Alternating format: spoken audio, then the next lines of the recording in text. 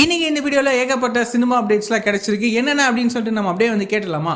நம்ம கார்த்தி அண்ணாவோட வாவாதியார் படம் இருக்குல்ல, ஃபர்ஸ்ட் இந்த படத்தை டிசம்பர் 12 தான் ரிலீஸ் பண்ண பிளான் பண்ணியிருந்தாங்க. ஆனால் ஒரு சில காரணத்தினால இந்த படம் வந்து பார்த்தீங்கன்னா சொன்ன டேட்டில், அதாவது டிசம்பர் 12 அன்னைக்கு ரிலீஸ் ஆகல. இந்த படத்துக்கான ரிலீஸ் டேட் வந்து பார்த்தீங்கன்னா சேஞ்ச் ஆயிடுச்சு. வேற ஒரு டேட்டில் கூடிய சீக்கிரமே ரிலீஸ் பண்ணுவோம் அப்படின்ற மாதிரி வந்து சொல்லியிருக்காங்க. ஸோ வேற எந்த டேட்டில் நம்ம கார்த்தி அண்ணாவோட இந்த வாவாதியார் படம் ரிலீஸ் ஆக போகுது அப்படின்னு சொல்லிட்டு நம்ம வெயிட் பண்ணி பார்க்கலாம்.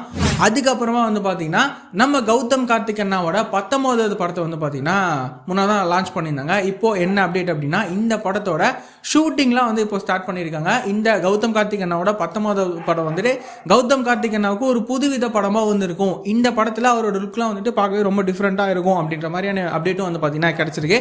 ஸோ நம்ம கௌதம் கார்த்திக் அண்ணாவோட 19வது படம் எப்படிப்பட்ட படமாக இருக்கும் அப்படின்னு நம்ம வெயிட் பண்ணி பார்க்கலாம். அதுக்கப்புறமா நம்ம ரவி அண்ணா இருக்காருல்ல, அவர் நடிக்கிற கராத்தே பாபு படம் இருக்குல்ல, இந்த படம் வந்துட்டு ஒரு அரசியல் சம்மந்தப்பட்ட படமாக வந்திருக்கு. ஸோ இப்போ என்ன அப்டேட் அப்படின்னா, இந்த படத்துக்கான டப்பிங்கை நம்ம ஜெயம் ரவி அண்ணா வந்து பார்த்தீங்கன்னா ஸ்டார்ட் வந்து பண்ணிட்டாரு. ஸோ இந்த விஷயத்தை அஃபீஷியலாகவே வந்து சொல்லிட்டாங்க. இந்த கராத்தே பாபு படத்துக்கான மற்ற அப்டேட்டுமே கூடிய சீக்கிரம் வரும் அப்படின்னு சொல்லிட்டு நம்ம எதிர்பார்க்கலாம். ஸோ இந்த மாதிரியான ரெகுலரான சினிமா அப்டேட்ஸ்லாம் நீங்கள் ரெகுலராக தெரிஞ்சுக்கணும் அப்படின்னு சொல்லிட்டு நினைக்கிறீங்கன்னா மறக்காமல் நம்ம சேனலை சப்ஸ்கிரைப் பண்ணி ஃபாலோ பண்ணி வச்சுக்கோங்க. வேறு ஏதாவது ஒரு நெகட்டிவ் இருக்குது அப்படின்னா மறக்காமல் கமெண்ட்டில் சொல்லுங்கள்.